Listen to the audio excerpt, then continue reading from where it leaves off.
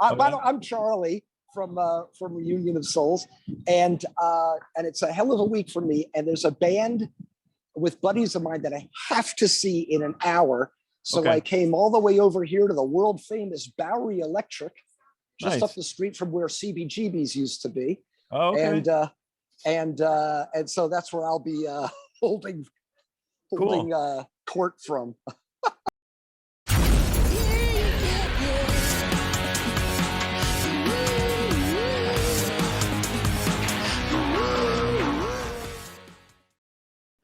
Today I have on Eddie Hedges and Charly C.P. Roth.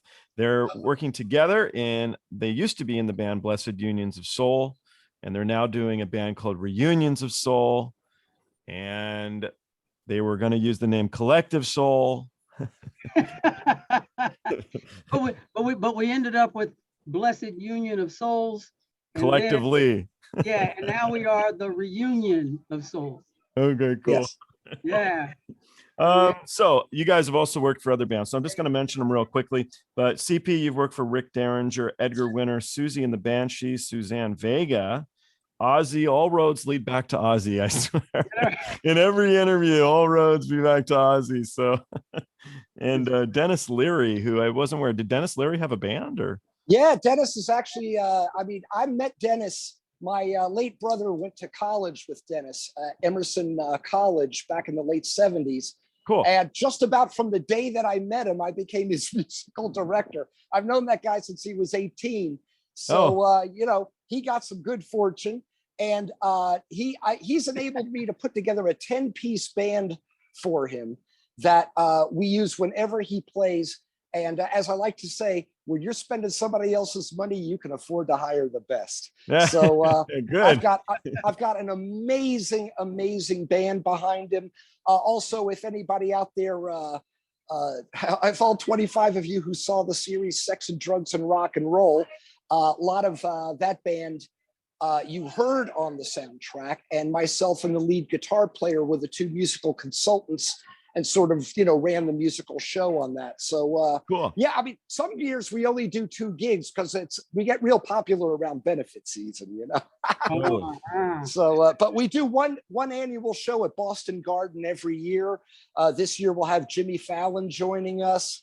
We're going to do a big version of Won't Get Fooled Again. They're going to have laser and pyro with my drumming. I drum with Dennis. So, can we make your drumsticks like those Twizzler things? That would be cool. Oh, I'm sure. Where you could do your name. Actually, well, Eddie would know. The guy that's in charge of that production is that dude that was in charge of the productions at the Kiss 108 thing, Bill Kenny. Oh, yeah. That we work with every year. So I'm sure Bill's got some surprises for me. I like it. So I was going to say here, so Eddie's been in Sheila E. Yeah, well, I was like, oops. It didn't come out right, did it? Not her type. Oops. So Eddie's worked with Sheila E, Biv DeVo, and Shanice. So yeah, And I would just because I know Eddie's not going to blow his own horn here, but I got to tell you, sure, let's hear how good? Do you know how good a drummer you have to be? I mean, I pulled for a minute too, right? How many tours did you do with her? How long were you out with her? I think you were with her for a while. No. I mean, we just went over and did a bunch of the Blue Notes over in Japan. Did a few shows with her. Wasn't with her that long because I was going kind of back and forth between her and then Shanice, and then I was still doing this was a show kind of with Johnny Gill, and just bouncing around. But I was with Sheila with probably maybe about a month and a half, maybe something like that, because it was just a quick tour. Rehearsed for over a month, Yeah. Well, a month on the road can feel like a really long time. Oh yeah. I've noticed that LA bands will really take the time to rehearse, and New York, like every New York band is like, the gear turned on. Okay, let's light a joint. All right, on the bus, we're out of here. And we're done. And like the first tour I did with Derringer, we did one rehearsal. Yeah. We're out for like a week. I like go to him, like, I just sort of got the gig with him. I go up to him after we've been out a week. I go, because he hadn't worked with a keyboard player for a while. And that's what I was playing with Rick. And I go to him, I go, so dude, like, you digging what I'm playing? Is it okay? And he goes, "Hey, I gave you the gig, didn't I?" So, I mean, that's New York bands in a nutshell. So I watched one of your guys' old interviews. I don't know if you've seen it in a while, but it was with Regis and Kathy Lee. We love them, man. They sold a lot of records for us. It was a good one. It was funny because I watched it, and so he like stole your egg, and then he's like, and then you're like, "You can keep the egg," and then he like throws it at you. I'm like, wow, that was very weird. It was really crazy. And then she's like, "So have you guys have all been in bands before, right?" And then she goes, "That's usually the case." And I'm kind of like, Is that how it goes? I'm like, Kathy Lee, she knows what's up.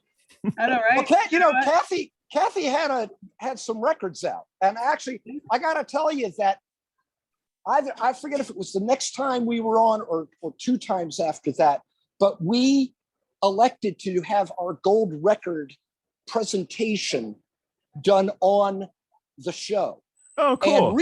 And Regis was like all happy that like we were back on the show, but I could really tell that like that really meant something to Kathy, that we would do something industry related. Like she understood what that actually meant, you know, and you really got the impression that like, it wasn't just TV host. Oh, this is a nice thing. And now we're going to have the cooking segment. Like she was really kind of invested in it. Yeah, it was cool. They were great. They were wonderful to us. Yeah, she was cool. It was funny because, you know, she always talked about her son, Cody, you know, always talked about Cody. So I was like, okay, well, the next time we go on the show, you know, those little eggs, I brought a carton of them. Oh, right on. Carton eggs, gave them to everybody, right? So then I think we went on one more time after that. And she was like, "You and those damn eggs. They were shaking those things all over the place. They were driving me insane." I said, "You're supposed to take them home and give them to Cody." She gave them to everybody on the cast. Everybody worked there. So Regis still had his original one. He showed it to us. I was like, "Wow, that's pretty cool." That is cool. It means it meant something. It's nice. Yeah. You know, he asked if he could join in. He's gonna join the band. Serious question here. Whose decision was it to let Eddie out from behind the drum kit here to do the reunion of soul singing stuff? Well, Eddie is he is an amazing singer. He is. He's an amazing frontman. Here, I'm gonna leave so you guys can talk about me like I'm not. Yeah. Here. Talk about me. Good. The funniest thing for me, I mean, you know, look, Eddie's out there in front, everybody's happy. The funniest thing for me was when I was hearing my drumming. Like we did this big festival gig in Pennsylvania just to see if like this is going to work, and we couldn't believe how well it worked. And the crowd went nuts. But I was listening back, and I was hearing my New York punk rock drumming on these Blessid Union songs, and I go like, "Man, I didn't realize we were writing such aggressive material." Oh, hey, man, but it was driving though. It was driving. I was like, "Yeah." No, Eddie knows he's got to sing a song when I'm drumming. Oh, he's sticking me in the butt back there, man. But no, Charlie's one of those guys. He plays anything he touches, you know. So I'm like, whatever. What do we need? Oh, we need a daggone bassoon player. Charlie can do it, you know. And give it to him. He's I read up on you. So in an interview, who did you say paid for your college, CP? Oh, that was well.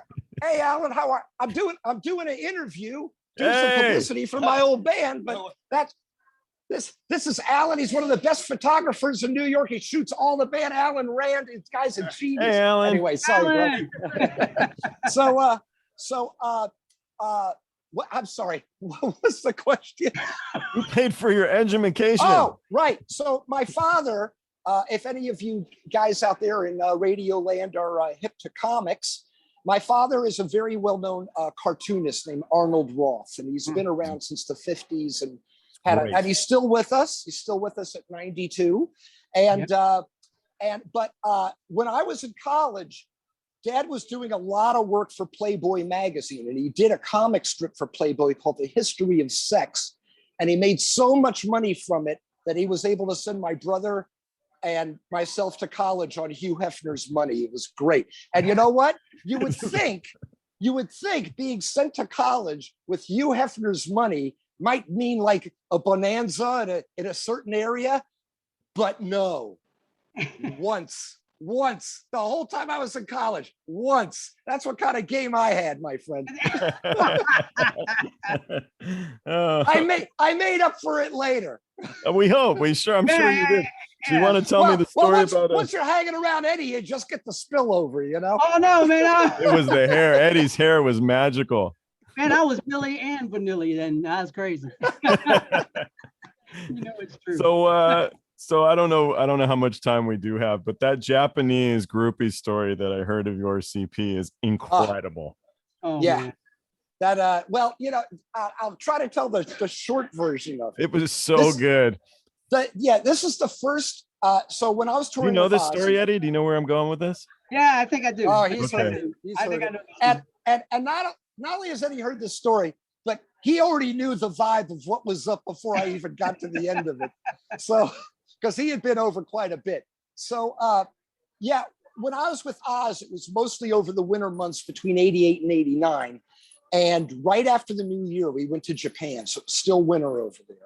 And everybody had to come from the four corners of the earth to get there. So by the time we all arrived at the hotel, everybody was just dog tired. But then a call went out saying like, hey, a bunch of people were going to gather in the hotel bar. So I go down there and it's, now this is, early 89. So it's Ozzy, Sharon. We had Geezer Butler, the bassist from Black Sabbath, was the bassist on the tour. Couple of crew guys and our translators. So they had two translators the promoter gave us. So we're sitting down there having a nice time drinking. All of a sudden, this groupie appears out of nowhere. And in Japan, you can tell the groupies because they're dressed in haute couture. They're literally all dressed, like in America, they're all like ripped stockings and hey, and little Catholic schoolgirl skirts. But in Japan, it's like designer dresses, like $2,000 dresses. That's the kind of stuff Eddie wears. Exactly. Well, they're all trying to impress Eddie. So she appears at the table and starts talking to Ozzy. So Sharon makes believe that she's with Geezer because like Sharon wasn't that famous yet. Like we want to hear the impression. Come on, let me hear the accent. Oi, Geezer, make believe I'm your old lady. Let's see how far she gets with Oz. And then Ozzy is going, oh God, yeah, I've been on a plane all day. Everything happens to me. Oh, yeah. So anyway, this girl, she wouldn't leave him alone. And she gets more and more familiar with him. And she starts playing with his hair. Now that's Ozzy's real hair. I swear to God.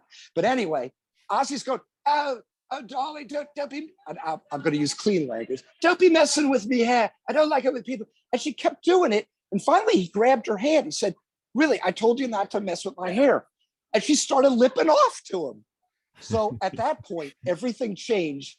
And Sharon, how freely can I speak on this show? It's pretty, we've had some pretty raucous stuff, I think. Okay. So Sharon gets up, gets right in this girl's face, and she goes, I know what you are. You're a fucking whore. And she goes back and decks this chick with a right. Her feet left the ground. And she goes flying back and lands on the floor. But here's the thing. In this bar, there were seats and tables, but there were also just these cubes that were covered with formica. Her head missed the corner of one of those cubes by 3 inches. That would have been it. Wow. As soon as she went down, the front of house guy immediately got her up and got her out of the bar, right? Because the bar was packed. There were all these other tables in there, and at every table was a man and a woman. So, and I mean, everything was fine except for this kerfuffle that happened. So they get her out of there. We all try to calm down, and then the police show up. So the police start talking. They don't even come over to where we are. They start talking to all the other Japanese people in the bar. So Sharon goes to the translators. Oi, go over, find out what they're telling the coppers. So they go over and they're listening to one guy talk, and they look Sharon at each had other. a sore throat. Yeah. And then they go over, they listen to another guy talk, and the two translators look at each other and shake their heads, and they come back over to we are. Sharon goes, well, what are they saying? So one of the translators says, you guys got nothing to worry about. He goes, first of all, every one of the guys at these tables is telling the cops, whatever those English people say is what happened, that's what happened. And then we discovered that you see all these women at those tables? We go, yeah. They go, those aren't their wives. So the other thing they're telling the cops is, you never saw me here. That's awesome. And the groupie married Dennis Leary? Oh, no. Dennis got married to a lovely lady named Anne. Yeah. Who's good with horses and dogs. So I heard on some other stuff, Geezer Butler loves his wind-ups. Do you have any wind-up stories from Geezer? Geezer is the driest wit I've ever met. And I mean, it's like bone dry. I mean, you really kind of have to once you get used to it, he's the funniest guy in the world. But the main thing I remember about Geezer was, because you got to remember this is 88, 89. Yeah. He could not stand the band Poison. He thought that was the death of metal. Not death metal. He thought it was the death of metal. So, Poison had this song called Every Rose Has Its Thorn. I've heard it once or twice. I toured with Poison. There you go. So, well, Geezer would walk around singing this all day. This is all he would say.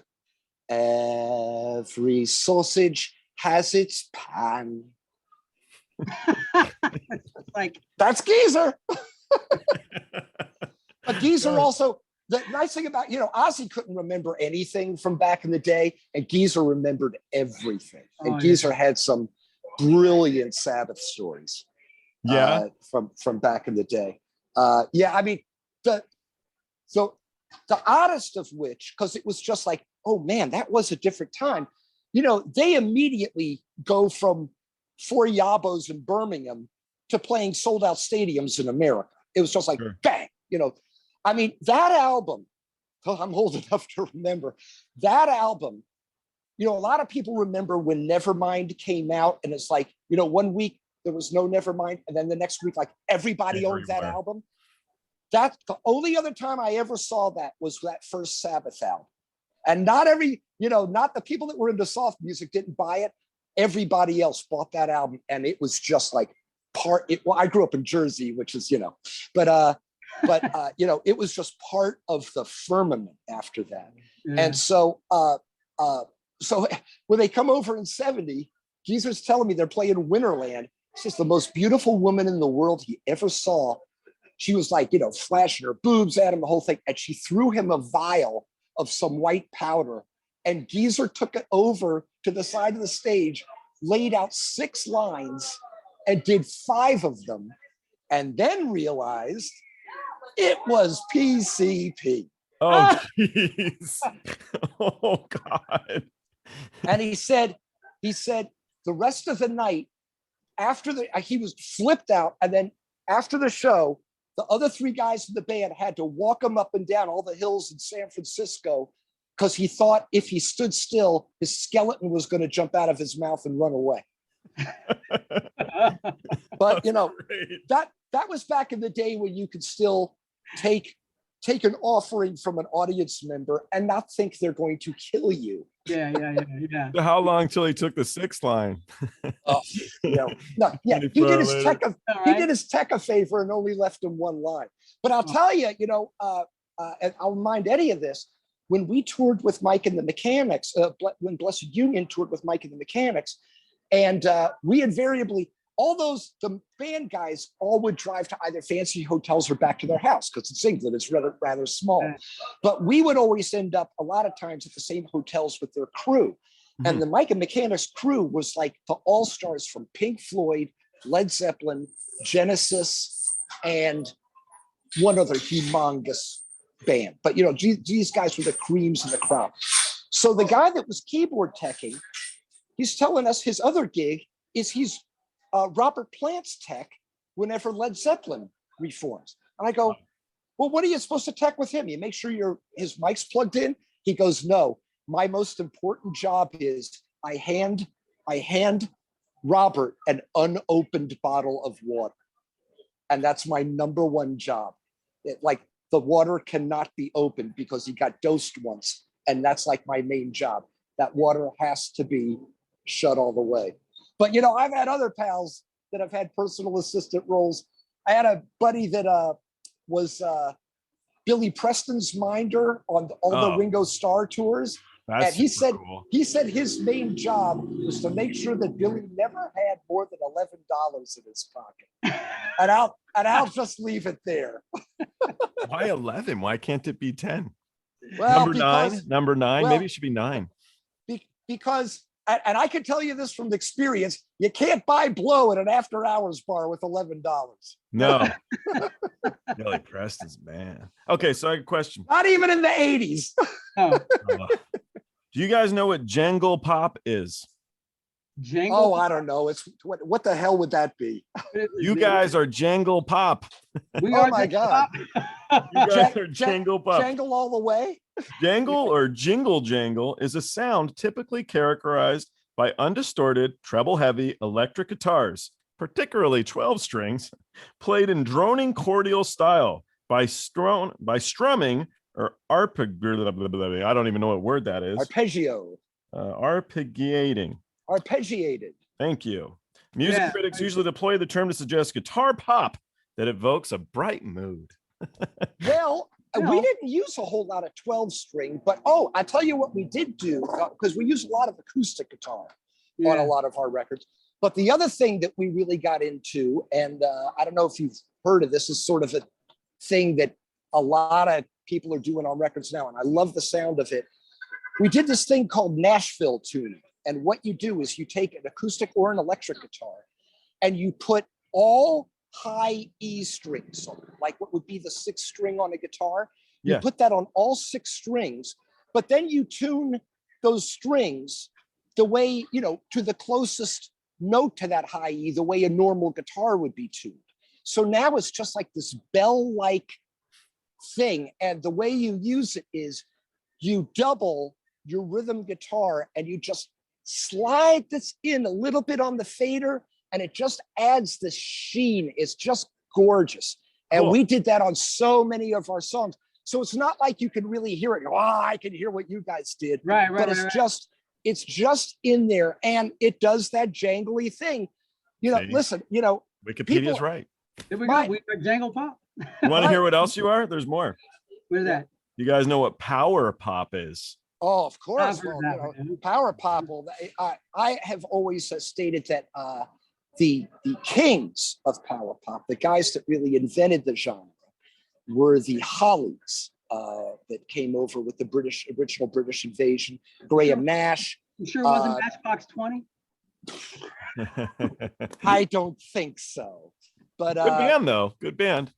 Oh, yeah, But the Hollies really sort of embodied it.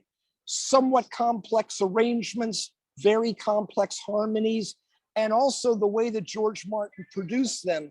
Like, they kind of had this sort of heavy guitar bass factor that they kind of let slip through, especially in solo Yeah. sections, that was really unheard of at the time.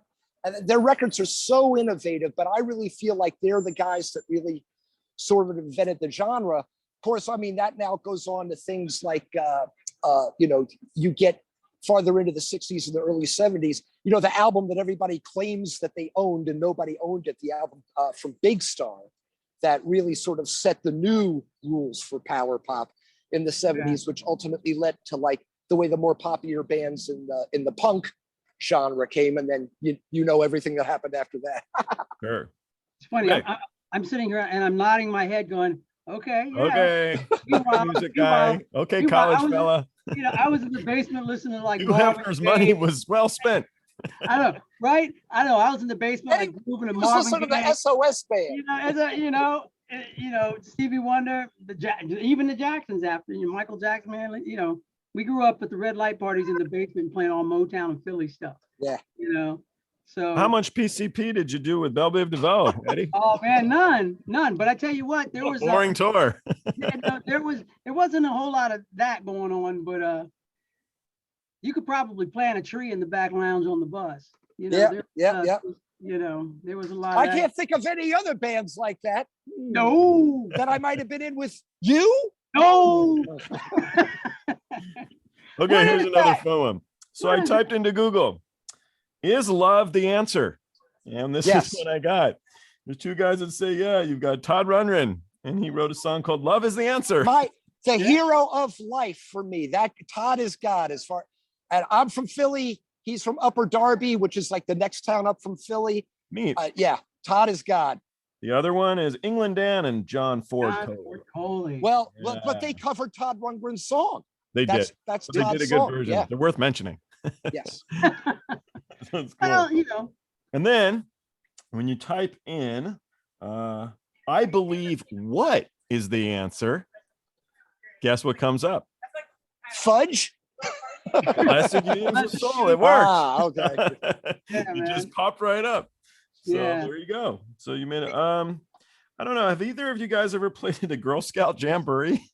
Oh, we have. As a matter of fact, it's funny that you brought that up because I think for everybody in the band, that was the day we were actually paid the highest compliment we were ever. I can't think of, because here's the thing. Like, Did you have Girl when you're Scout cookies on the rider? Hey, look, I'm waiting to hear this one myself. I'm like, okay, where we going? See, when you're in a band, even when you meet guys and they're genuine and they go, man, I think you guys are great. You're like, well, we're all hanging out. Maybe you got to say that, maybe you don't. And it's nice. But so we did this, we played a Girl Scout Jamboree, and this is after Hey Leonardo came out, and we're up there in Portland, Oregon. Yep. And we're opening for the Temptations. So now Yep. Otis Williams was the last original member in the Temptations, and he was running the show at that point. Mm-hmm. So our band, our band and the Temptations both had the same guy working monitors for them. So after our monitor guy got us up and running and, things were, going along, he went back to their dressing room, but this was an outdoor thing. So like they just had this bungalow with a porch that looked right at the stage. So Otis is out there watching us. And Scotty goes over there, our monitor guy goes over there, is talking to him for a little while. And Otis is really digging us. He walks back into the room, swear to God, and he tells his band and the Temptations, boys, we got to pick it up a notch tonight. They's entertainers. And when he told me this, I was like, Yeah. Really? Like the guy. Move your walkers over, boys. like the guy from the Temptation. The bills this guy's been on, and he's looking at our shaggy butts and going like, "Oh man, these guys are nipping at our heels, man. We better raise the bar a little bit." That's pretty neat. I'll go on that for another 40 years, man. That's a good really. compliment right there.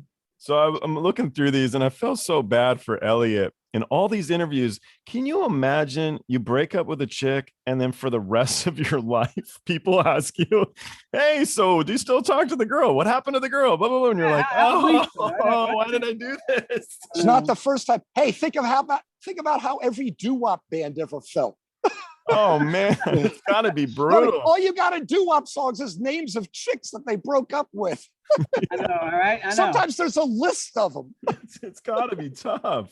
It's gotta be tough. So Jay Leno, Shanice, that's neat stuff. Tell me, Eddie, how did the show go? Was Jay nervous that day? Was he excited? I know he'd been on the show so many times before, but Well, no, this was actually his very first, this was his opening night. This is right after he Johnny left. This was Jay's first night. And we were his guests. So it was cool. He was just Jay, man. I don't think he ever gets nervous anymore. Yeah. He was the when Carson was gone, he was the fill-in for a while, right? And then he took over the show. Yeah. So it was kind of like, I think so. Yeah. I you know what? All I know is, he's really cool, really nice guy. Yeah. And we got there early, man, and he drove in this. I don't even know what kind of car this thing was. It was the coolest little roadster. He's got so many of them. It was so cool. But he came, had lunch with us. Everything was cool. You know what else too? Remember, Jay was really cool. He was really cool. The show was cool. Shanice is beautiful. She's probably still today one of my favorite singers. Yeah. And she's just got a great heart. She's one of those. She worked with Narada Michael Walden for a while. And I think he did the first one, but that was really cool. But what was, when we're thinking about, since Charlie's here, he knows, when we did the Mike and the Mechanics tour throughout the UK, those cats used to come to sound check every day and have lunch with us. Yeah. Then, so how many of the guys are in Genesis from Mike and the Mechanics? That was just Michael Rutherford. Okay. And then they had the late great Paul Young, not the Every Time You Go Away Paul Young, but Paul Young. It was with a well-known English band called Sad Cafe. He's a hell of a singer. Yeah. And then they had oh damn, why am I?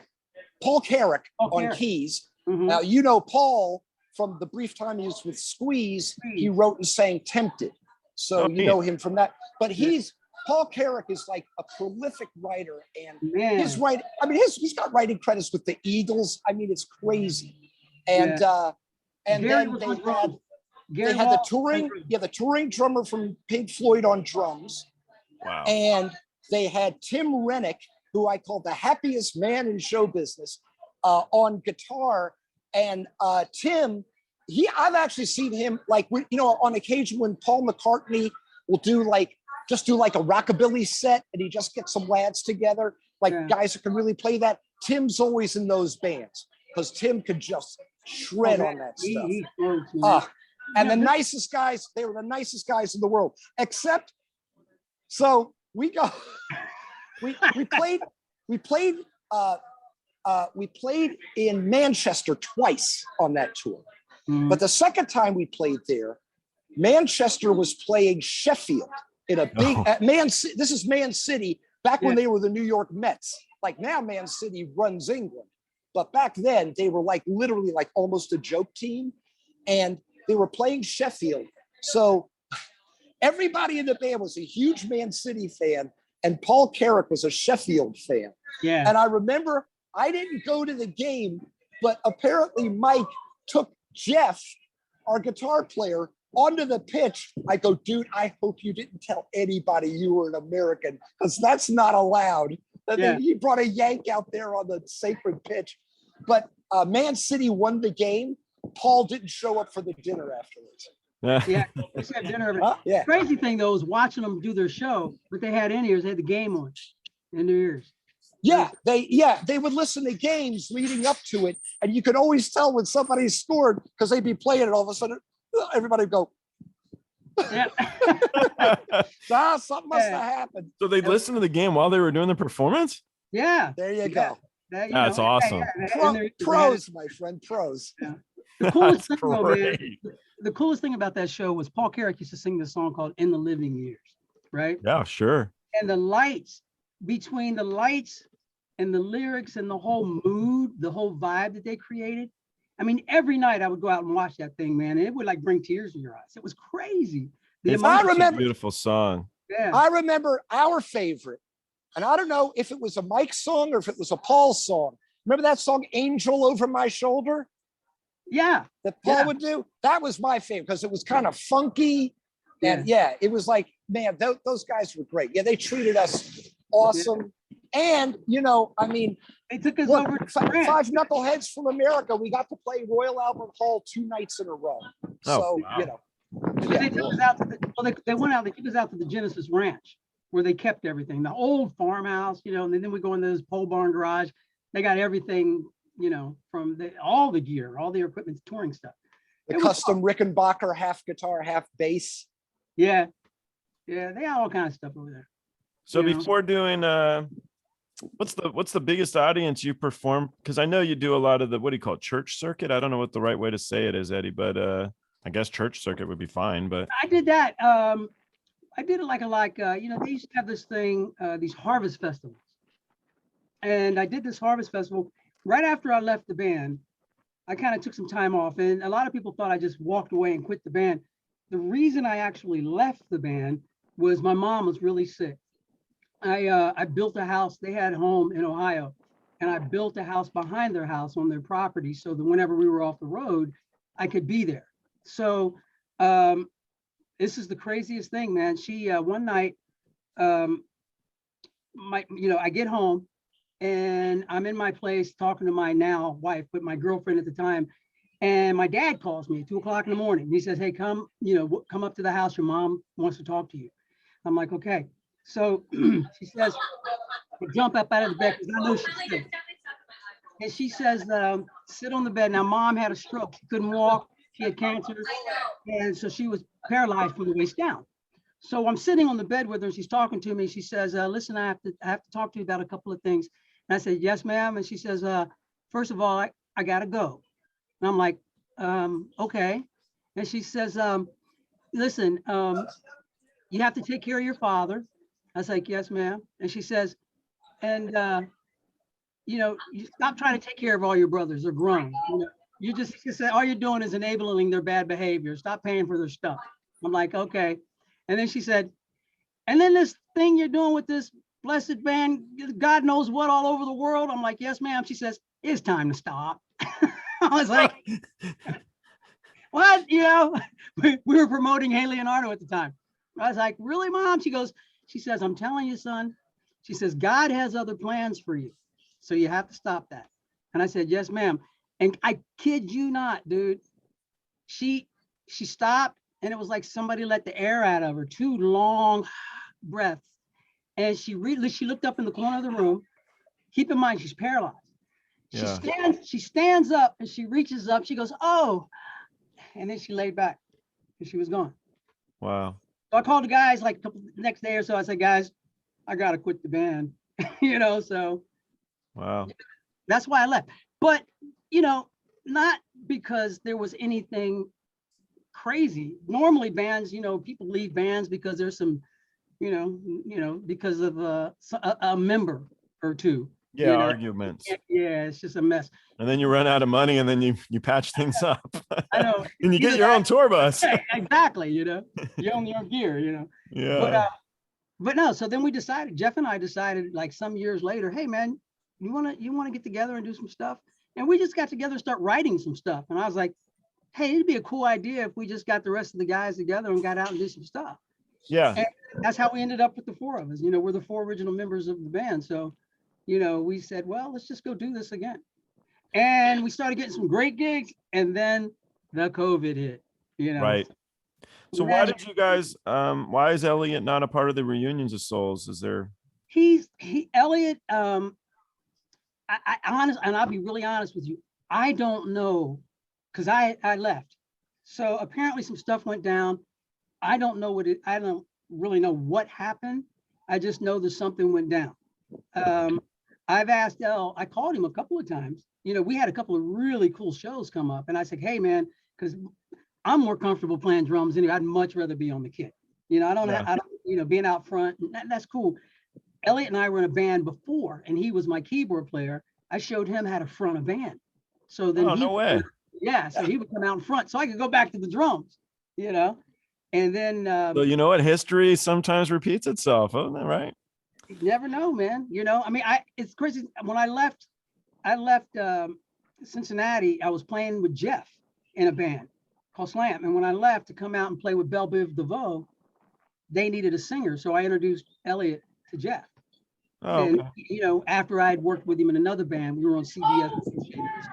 So he kind of had that frontman thing going. So they got together, and then about a year later, I came back home and we put the band together. So cool. You know. So not to cut you off. Sorry, Eddie. Go ahead, man. Go ahead.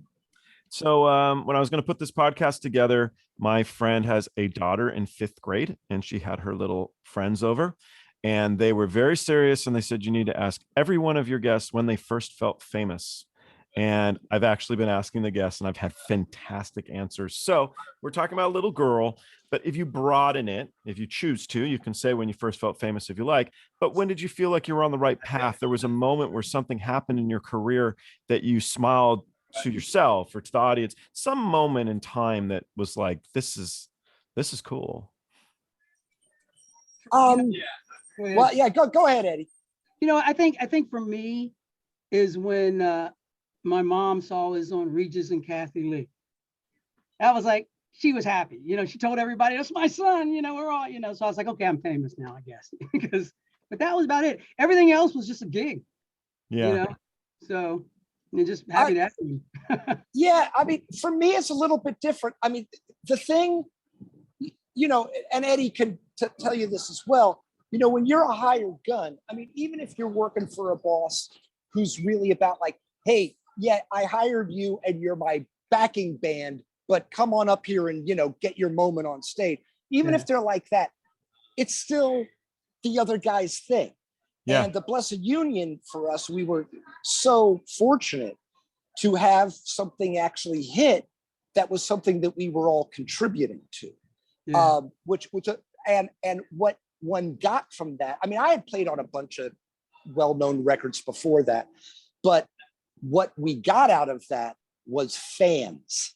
And you know, you can read a million books about like how to deal with that, and now it's nuts. Like, this was the very beginning days of the internet.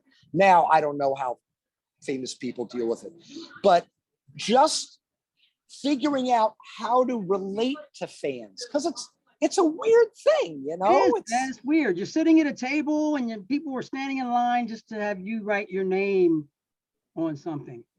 You know, like it's weird. And the way you deal with them. The one, I'll tell you though, the one thing about that whole thing, I guess, that really was a lesson to me, especially because I was a co-producer on everything on the first 3 records, was, you know, you always hear discussions, especially among writers, you know, songwriters, of, well, I wrote this song and it was really special to me and I'm going to put it out and then everybody will know how special it is to me. And no, like, once you put it out, that song now becomes everybody else's song. And the stuff, the emotional things that people hang on a song, that like, you would never make that connection in a trillion years. And they would write you these emails and letters about, and it's like, but it's got nothing to do with this. Like, how do you even attach it to the song? And Rick Ocasek, bless his heart, to me was the guy that really got that right. Because you listen to those Cars lyrics and everything's kind of about a familiar situation, but you could make anything of those lyrics. Like, he really, I thought, was the smartest pop writer of the 80s, because he really got that concept that, like, man, once those songs are, once you let them go, they gone. You know, I thought it was because he married that supermodel, right? And then Paulina, they wrote her out of the will. Don't get me started. Oh. Don't get me started. I'm too many one handshakes away from that situation. Yeah. So, do you write then for yourself, or do you write for everybody? When you're in the Blessid Union, I mean, Eliot used to get really mad at me because, you know, most lead singers like to think that they're just, hey, this is Stephen Williams, one of the greatest drummers in New York. I'm doing an interview for Blessid Union of Souls. We're going to be doing a show coming up. This is Stephen Williams, played with Digable Planets. That's Eddie Hedges. Cool. He used to play with Sheila E and the drummer from Blessid Union. And he's playing with Lizzie tonight. And and he also played with me and my brother back in the day. And he's the best. Stephen Williams. As we used to call him, our Grammy-nominated drummer, lying our asses off. I'll see you inside, baby. That's awesome. That's awesome. Yeah, that's cool. What was your question again, Joe? It was, so do you write, we'll say personally, do you write for yourself or do you write for people? I think it goes both ways. For me right now, I've been doing a lot of writing, film and TV stuff. Yeah. But, and then I found a niche where there's a lot of artists who, you know, they don't have the wherewithal to try to get a record deal, and not even that they even need to get one anymore. You know, there's so many other ways to get this thing done. Yep. So I work with a lot of those cats. I produce a lot of those, and you know, and it's everywhere. It's across the map. You know, I'm producing a country guy right now. This one cat, he's like a funk Christian rock guy, blues. I don't know what it is, man, but it's a faith message, but he's got Tower of Power horns going on and all kind of stuff. It's pretty funky. When you can't label it, it's good. Hey, you know, it's crazy. It's like, but it's good. What his intention is to try to deliver a positive message through his music. Great. And he's doing it. His name is Phil Jones. He's doing it, but he's doing it in a way where it's up and it's funky. You're like, yeah, man, it's funky. It's really funky stuff. So cool. And you know, I'm working on a country record right now with somebody too. So it's all over the map. You know. You gonna go back on the road, CP, with Ozzy? Man, it's like the band I was really doing the most road work. I had my own band with a young lady named Liza Colby, and not to be confused with Liza Colby, who was on All My Children. And we were, I mean, Eddie's the favorite chef. band's right now on a long vacation, but this band was sort of like if you put Tina Turner in front of Led Zeppelin. That's what, Wow. and we were touring Europe non-stop. I mean, I was in Europe so much. Yeah. And also we went to Japan, and then like everything was kind of moving along, and then COVID just killed everything. So we're trying to regroup that back. But I mean, you know, a year off the road really makes you kind of reassess what you're willing to put up with anymore. You bet. And my big thing, I probably talk myself out of a lot of tours now, because I've just told people I'm too damn old. I need my own room, and I'm not staying in no band houses no more. It's like no band rooms, no band houses, not for grandpa. I know. Oh, there you go. Cool. Yeah. So do you guys Done have with that. But sorry. Huh? No, sorry. What do you guys say? Oh, I was just going to say, but you know what? I'm still happy to get my ass bounced around in the van and, you know, play the shows and, you know, put up with the bad food and everything, but just need my own room now. You still set up your own gear? Yeah. Oh, that's what you got to do in Europe. You know, Yeah. they give you the whole back line. But you know, and Eddie will tell you also as a drummer, like you start to get real specific of like even the hardware pieces that you're ordering, because you want to be able to get that drum kit up fast, but even more importantly, you want to get it in the cases even faster. How many roadies did you guys have when you were touring with Mike and the Mechanics? We went over with 3 guys. We had a front of house guy, we had a monitor guy, and then a guy teching guitars and just sort of keeping track of the tech, you know. Yeah. And the stagehands were all great on all those shows. Yeah. Well, know. they usually are. They're the smart ones. We're the dummies. Yeah. Well, and for the kids, man, all you do with the kid is you set it up, you know, and they're traveling with it, so they mark the stage.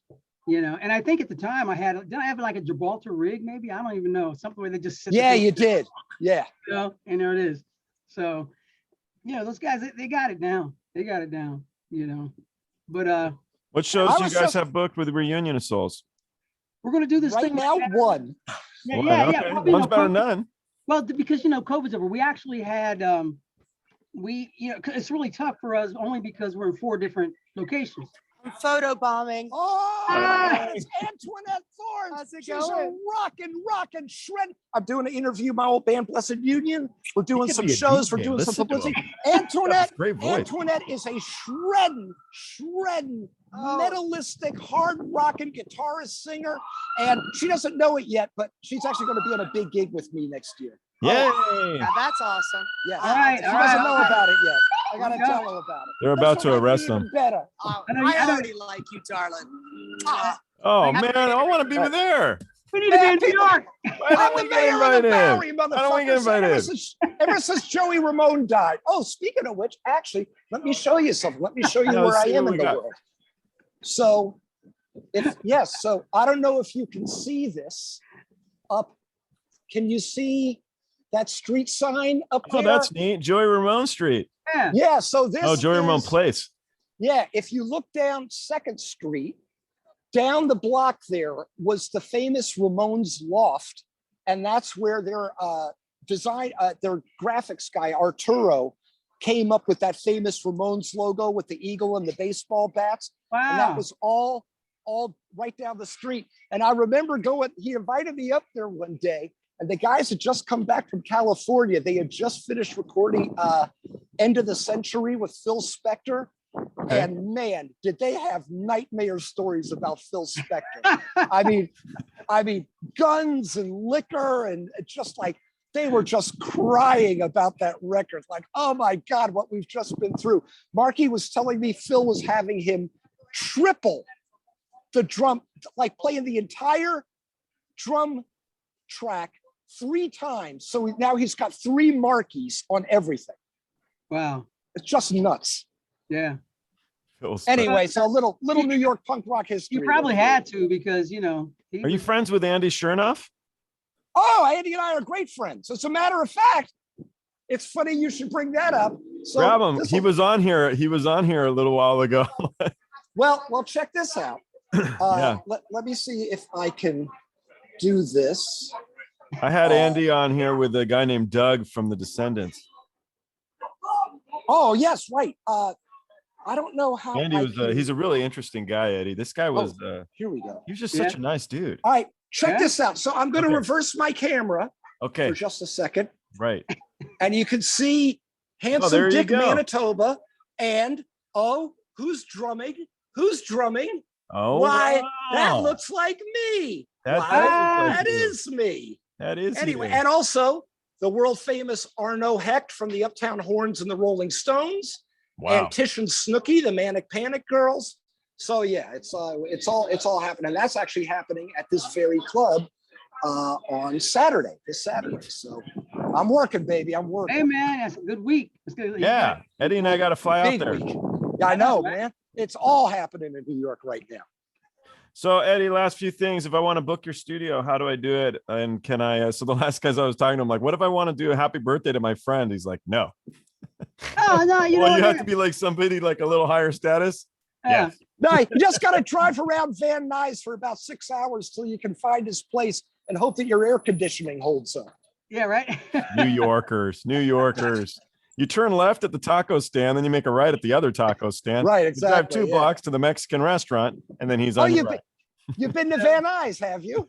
But listen. It used to be you take a left at the taco stand and another, but now it's like, well, see, you go up here, you see the dispensary on this corner, and you run down to the other corner. There's another dispensary down there. You make a left at that one, and then around the corner from the other dispensary, and then there's a sushi joint. Behind the sushi places joint, are okay.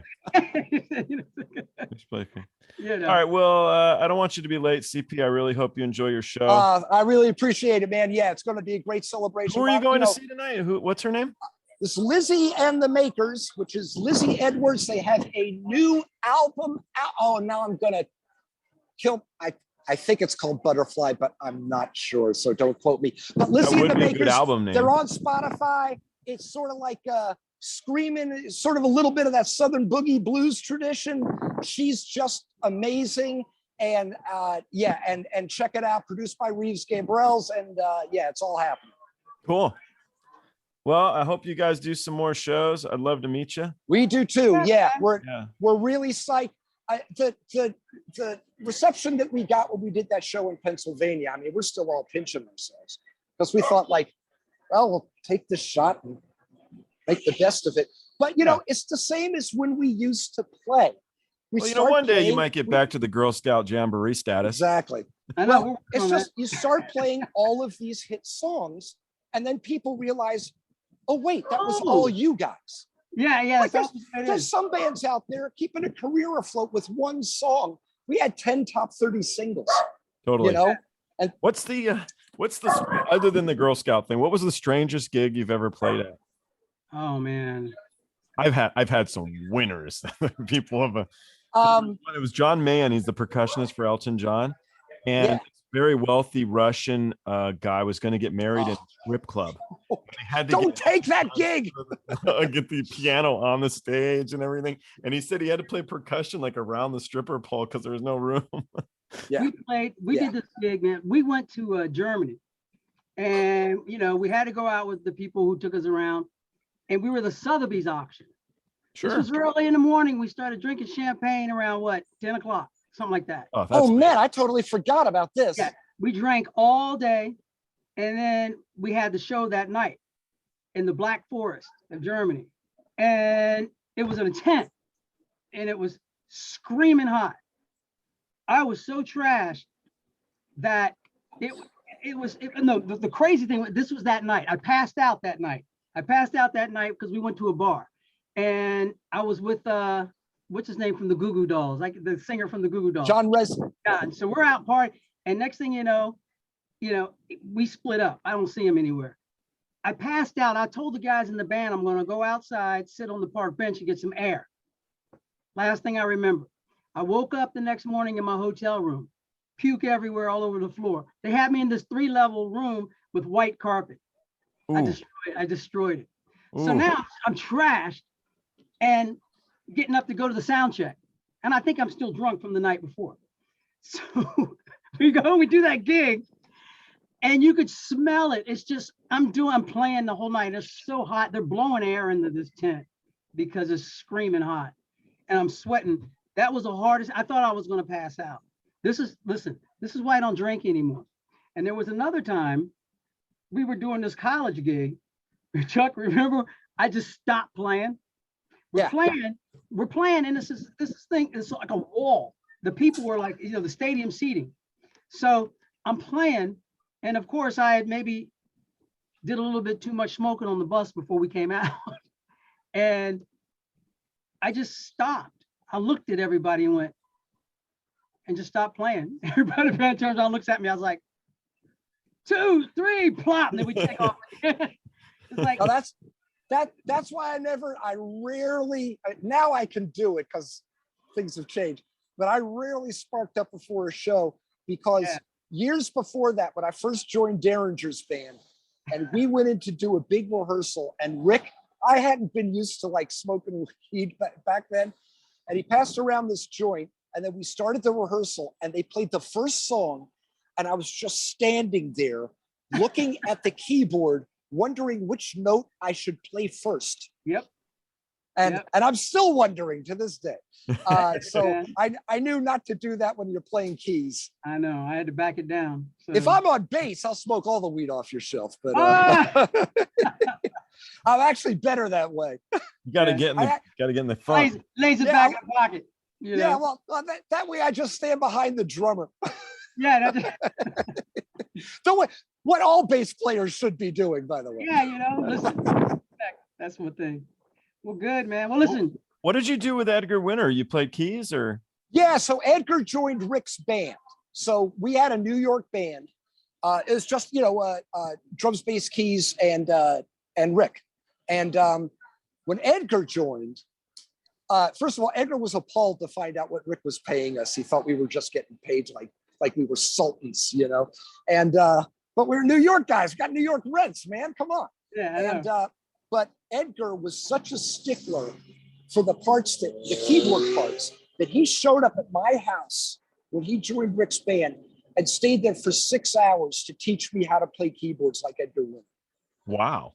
And because I told you like how Rick was with the gig, he really didn't care what I did. So does a guy like you enjoy that though? I mean, is that super cool to see somebody else messing with the same instrument? It was really especially interesting for me because my major in college was composition, composing, sure, which also meant like a theory maven and arranging and all that stuff.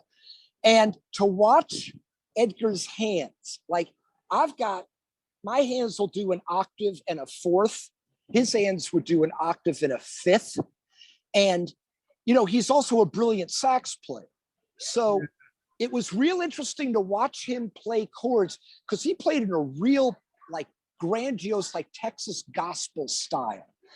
But all of his voicings, like nothing was closer than a minor third. He literally voiced the piano like he was writing a sax arrangement, and his hands just naturally fell like that. Plus, also, I think he learned a little bit of that from Ray Charles, because every rock keyboard player, if you didn't learn half of what you're doing from Ray Charles, you're doing it wrong.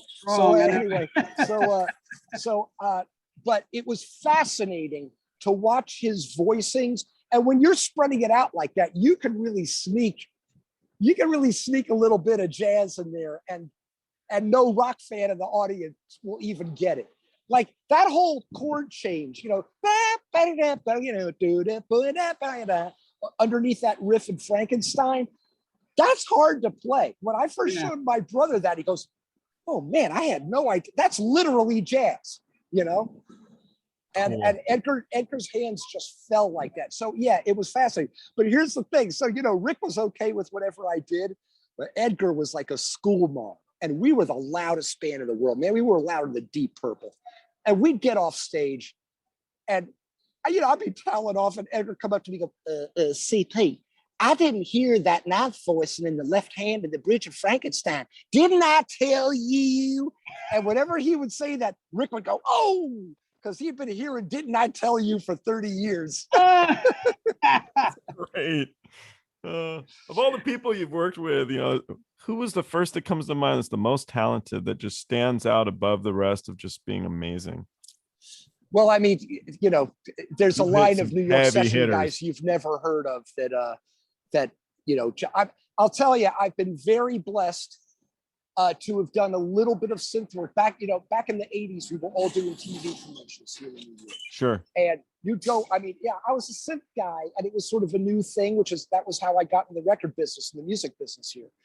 But you'd go into these sessions, and I mean, Steve Gadd on drums, Will Lee on bass, Marcus Miller on bass, just like, it's insane. I gotta say, and Will's a friend of mine. Playing with Will, there's a reason why he's Will Lee. It's just, and when you hear him live, I don't care who the drummer is, he's like the second drummer. He's just pumping that band. And it really is like, it's, now everybody can get on the internet, go to YouTube, stream this, listen to that. But man, there's nothing like going out and seeing the real mofos play live. Yeah. Because you learn so much from just seeing a guy that's just done that. Lee Sklar. I mean, they're all bass players, oddly enough. Lee Sklar is another guy like that, man. You see that? He was just in New York. You see a guy like that just play and just understand like what they're doing in the context of a band. It's like going to an art museum. I mean, it really is for me. It's like going to an art museum, It's so cool. Yeah, it's crazy, man. I like, I really love just funk, the feel of it. You're right. So we're like, I was Biv DeVo, and we were rehearsing somewhere over in Burbank, and James Brown is rehearsing. He's going to do this James Brown Living in America thing, right? So we're going to be one of the guests on the show. So we would rehearse. It was like we were here in this one room, and James would come in. So people were like, "Hey, James is coming in at like 3 o'clock. James is coming in." So we'd be sure we'd had our rehearsal done, so we could like get in the room. We would hide behind the curtain just to watch James come in and rehearse. So, they were on walk. He's like, "James is down. He's coming up Hollywood. He's coming up. Now he's at this there. Now, he's coming around the corner." He said, "Okay, he's just now turned on like San Fernando Road. He's coming." So, so they get him. How many cruisers were behind him? I know, I'm right? sorry. I'm sorry. Like, I know, right? I'm so sorry. And he's in his pickup truck. No. So he's like, he comes in, he's in this big stretch. He comes in. Now, keep in mind, the band has been rehearsing for 3, maybe 4 hours. These cats have been 2 drummers, crazy horn section, a bunch of female singers. And not only were they rehearsing, they were dressed rehearsing. Not a dress rehearsal, but they were dressed just to rehearse because James wasn't having it. So they get there. So James gets there. They say he's out front. So I ran up to kind of look out the window, and you see this woman get out. She gets out. She stands by the limo door. Fine. Oh, guys, Eddie, I'm so sorry to interrupt you. I got 1% left. I gotta go. Get out of here, man. Go do your gig. Tell your story, guys. Lovely meeting you, Joel. I'll talk to you guys soon. Take Better care. CP. All right, man. All right, finish up here. Hilarious, I'm man. intrigued. So we're looking at James Brown out the window, and there's a lady. So so this lady gets out, right? She gets out. She's just like a, tall blonde, just beautiful. And then she stands at one side of the door. This other lady gets out next, because all you see is this heel come out, and this leg, and this gown, and they stand there, and they're just like beautiful, right? They stand there. So that's one. Then another one gets out, right? So he's got 3 women. They all get out. They stand by the door. Then you see this brown cowboy boot with a light blue sweatsuit, running suit with a white stripe. Yeah. Then you see a cane. James gets out. He stands there. He's got on a light blue tracksuit with white stripes, tucked into brown cowboy boots, and he's got this cane with this big jewel on the top, black leather coat with a cowboy hat. James, right? So the band, so I see him, I say, oh, he's out of the limo. So I run back in because the rooms were kind of connected and I could sneak through the little way and we hide behind the curtain. So we're peeking. James walks in, the whole band is standing at attention. They're on point, right? And they've been there rehearsing all day. James comes in, he walks up, he stands there. The guy comes up behind him, takes his coat off for him. He looks at the band. He walks up to the mic and he goes, just get in the band. The band goes pop, pop, pop, pop, get on up, come down, get on up. I'm like, man, I'm falling over back there. I'm like, you couldn't even understand what he said, but the band, they were on it. And he was like, the groove is just, it's so funky, it's stinky funky. This groove is nasty. 2 drummers, tight can be. The singers, the whole band is just stupid. And James goes, he spins around a couple times, throws the mic down, whips it back up. He comes back, swings around, boom. He goes, hit it and quit it. Pop, pop, pop, pop, pop. Done. Holds his hands up. The guy puts his coat back on him. He walks back out, gets his limo, and he leaves. Awesome. It's like, oh my God. Yeah. I know. I was like, man, you're kidding me. Man, we're all behind the curtain. The band's behind the curtain. Biv DeVo, we're all behind the curtain looking. It's like crazy. It's insane. James Brown. And then we do the show. Is where I met Quincy at the show. Okay. Super nice cat, man. Quincy's so cool. But it was hard to talk to him because Rashida was there, his daughter. Okay. And I kept looking at her like, oh, he saw me. Oh, he's busting me staring at her. Oh, and she's wearing this thing in her boobs. I'm like, okay, I'm trying to talk to Quincy. This is Quincy Jones. I'm checking out his daughter, and I'm like, okay, I'm getting ready to get really in trouble here. And, and so it was crazy. And another thing is, so we all did this show. I don't even remember Wilson Phillips. Sure. Wilson Phillips, they did the show. And on the bus, I used to listen to their CD almost every night. Brian Wilson wrote the biggest songs on it. I mean, come on. I know, right? Yeah. But their voices are so harmonies, and their voices were so soothing. Totally. It was, I could go to sleep to that. It was just so relaxing. So I walk up to him and I tell him, I'm like, guys, I really love you. You guys are great. I said, you put me to sleep. And they went, okay. I was like, no, you don't understand. Like a nurturing mother, like whatever. And they turn around and walk away. I'm like, oh man, I really messed that one up. That's great. Your music's wonderful. It puts me to sleep. It's doing Kenny G. Yeah, I know, right? Bonk. Gone. I'm like, oh well. Yeah. Hey, you know what was cool though? I think one of the coolest things, I mean, I've met a lot of people in the business that I actually looked up to, that were like, man, I was fans. Stevie. I was in on one of Michael Jackson's rehearsals. I was really Ricky Lawson was the drummer for Michael Jackson. So I would go in, and we were all rehearsing over at Third Encore. I was with Sheila, and we were rehearsing next to Van Halen. So I would have lunch every day with Alex, but then the Jackson team would come in later, so I would go over and hang out with those guys. And Ricky said, hey, today we're auditioning guitar players. And I was like, oh yeah. I said, who's coming in? He says, well, today for whatever time, he said, we have somebody named Lita Ford. I was like, okay, cool. Yeah, check it out. Yeah. So, man, I went in. Lita, she was killing it. But every time she got into, I think like the Thriller solo or something, she would like mess up, and she just start cussing. Oh, son of a, oh, God, she would just be cussing. They had to keep warning her. You can't do that when Michael's around. I don't know how that ever played out, but I just hung out for the audition. But apparently she got the gig. She did it for a little That's while. great. She's killer. She's cool. And then later on, we would go rehearse.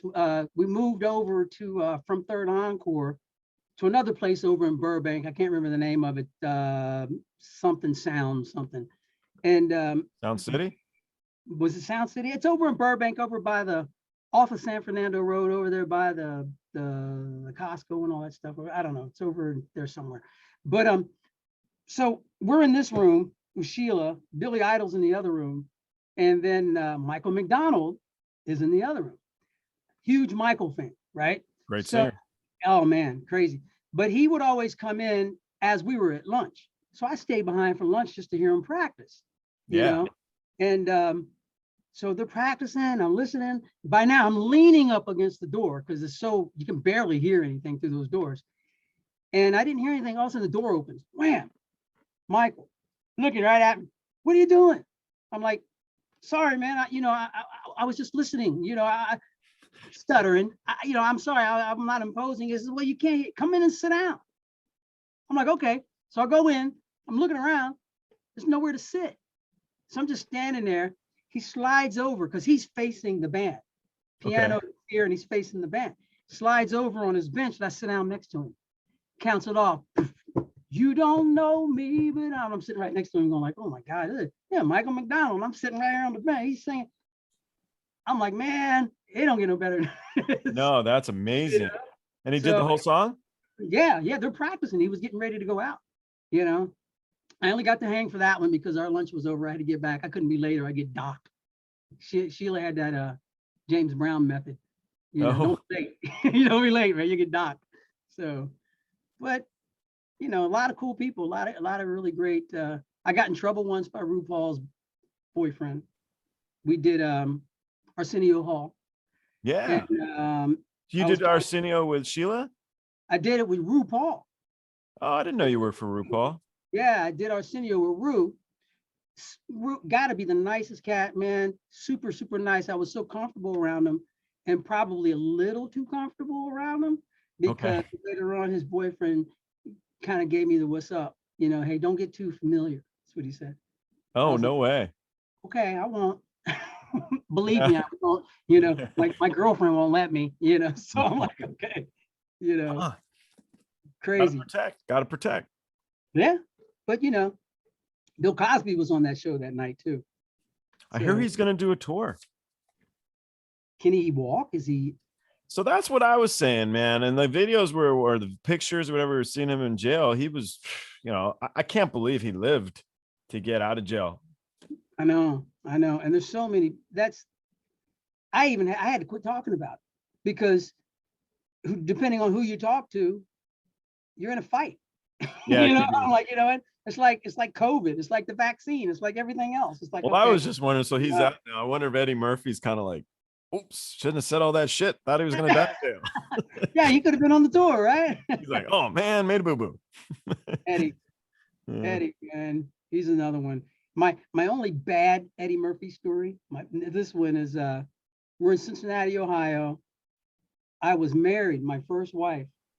She was married. I was married. She was a Playboy bunny, right? Used to hang out with all the celebrities when they came into town. So I go to this after party, and they see me come in. I was kind of like, in kind of a, kind of well known in the town because I'd played so much around the town. And these guys saw me come in, and the security came up to me. They said, "So you have to leave." I'm like, "Wait a minute, why do I have to leave?" And this is a party, right? It's like, "Yeah, but you have to leave." I'm easy. I'm like, that's fine. I'll leave. The guy caught me on the way out. One of my buddies caught me on the way out. I said, the reason they're making you leave is because your wife is back in the room with Eddie Murphy. Oh, rough. I was like, oh, man. So, I ended up going, I'm not an Eddie fan anymore. But, hey, he's on the road doing what guys do. So what do you do? No longer married to that one. Good. But we're still I like friends. the new one because, she's brand new. How long have you been married now? It's what, 15 years? Ah, God. Oh, longer. 20 some odd years to this one. It's my second time around, and she's amazing, man. She met my mom like about a month, maybe 3 weeks before my mom passed. And my mom told me, she says, after she met her, because I used to drive down to Kentucky, pick her up, bring her out to the house. I had a farm out in Ohio, and we'd bring her out to the house, and we'd hang out. She'd talk to my mom for a little bit. I'd take her back. My mom says, "Come here, I need to talk to you." I said, yes, ma'am. She says, "That girl?" I was like, "Yes, ma'am." Now keep in mind, I have 4 brothers. Yeah. So the revolving door on the house, the girls, man, so my mom seen a lot of them, right? And she goes, "I like that girl. I like that one." She didn't like any of the other ones. She didn't like any of my girlfriends, my wife, any of them. She says, "I like that girl." And so after my mom passed, my dad says, "Your mom really liked Suzanne. She really liked her." And I was like, "Yeah, that's what she said." She says, "She's going to get married." I was like, "I ain't making that mistake ever again. I'm not going down that road. Never. I cannot." 3 years later, I do. I'm like, "Oh, well, here I am again," And she's like, she's a sweetie. She is, man. She's great, man. I tell you what, I honestly, I'd probably be lost without this one. She keeps everything together for us, you know. Well, I So think everybody needs that, man. yeah, she's a good one. She's a good one. So everybody needs somebody. And that's a new song by the Reunion of Souls that I wrote and recorded, and we did the video. And right here at Native Music, hold on, I'm almost there. Native, oops, hold on. Native. There we go. Can you get that? I got it. Native Music Studio. Eddie Hedges. There you go, Eddie, right? thank you very much. I appreciate man. you hanging out. Yeah. And I'm gonna go see you guys play. Come on over, man. Definitely. It'd be fun. Yeah, for sure.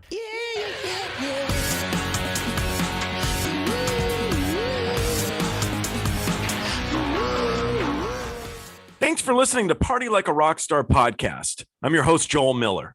Don't forget to subscribe to the YouTube channel and Facebook page. We're also on Instagram, Twitter, and TikTok. Same handle on all of them, at Party of Stars. Cheers.